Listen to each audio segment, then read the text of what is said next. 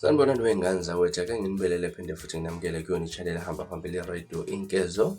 Elami igama ngumfeza Mthuthu Ngakhumalo bathi iLasbona Magumede. Ngala kwethu-ke ukuthi mhlawumbe usemusha kuleli khasi, sophinde ngicela nje ukuthi uyasubscribe, ungakhohlwa ukukhomenta nokulike, kanjalo futhi-ke nokushare ikhona okukhulu kunakho konke. Namhlanje nginiphathele udaba la kuthinta khona omunye ewabalalela khona ekade ebuka ngeso lakhe ekujulile esihlokweni sithi-ke ubulala uMaskandi umkhubu weqhawe lami abavele bahle phezu. Bale kanjani ukuthi ngizohlale ngikuveze njalo kule ngosi ukuthi ngumuntu ozinika isikhathi izinto ezithile, ikakhulukazi lezi ezingihlaba umxhele engangibala kuzo-ke umculo womsakazo nobuciko nje jikelele. Ngingenisa-ke kanjena ulokhu yingoba ngifuna ukuzokhuza umkhubo omubi engibona wanda kubalandeli bomculo, ikakhulu abathandi bakaMaskandi ukuthanda ukuphawula ngezigoma zamaciko ezihlukahlukene.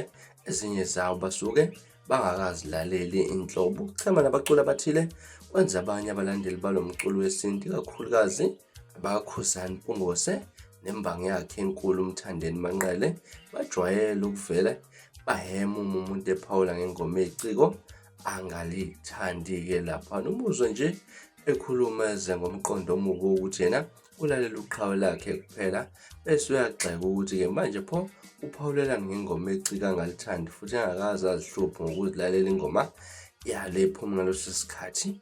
Ngiphoxekabi nje ngento eliphelile, ngifuna ukuphawula ngempikisana abanye abalandeli balamaciko angaconsi phansi kaMaskandi bagxeka izigoma zawo ukwehlukahlukana kwawo. Kodwa-ke kuzwakala ukuthi umuntu ukhulunyiswa inzondo akakaze ayizwe inhlobo lento ayihlabayo. Uze umuntu esethi angifuni kwakuyilalela ingoma kasibanibani iyabheda nje, hawu ibheda kanjani into ongakaze uyize kanjani? Kube ngcono umuntu ehlaba ingoma ethile ngendlela efanele nekhombisa ukuthi uyilalelile futhi enze kube sobala ukuthi kungani engahambisani nayo.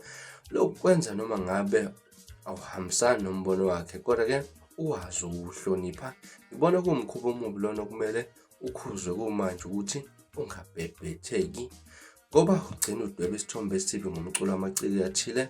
Into ezosiza ukuthi umuntu aqale ngokulalela ingoma eciko elithile kuqala andukuba aphawule engayo, nakhona futhi-ke abe nendlela enesoka necubulekile eveza ukuthi uzizwa kanjani ngaleyo ngoma noma i-albhamu yomculo othile. Nakho futhi ukuthula ungasho lutho akulimazi umuntu, akuzona zonke izinto okumele sibe nembono kuzona, wase uyazibongela. Ngaza kwethu-ke ibhale kanjani insizwa ebekade ibhala kule ngosi esolezela khona ufunekiso lo mhlaziyo kanye umlaleli. Wena mhlawumbe ngakuthini kwakho ukuphawula ngalo daba olufana lolu?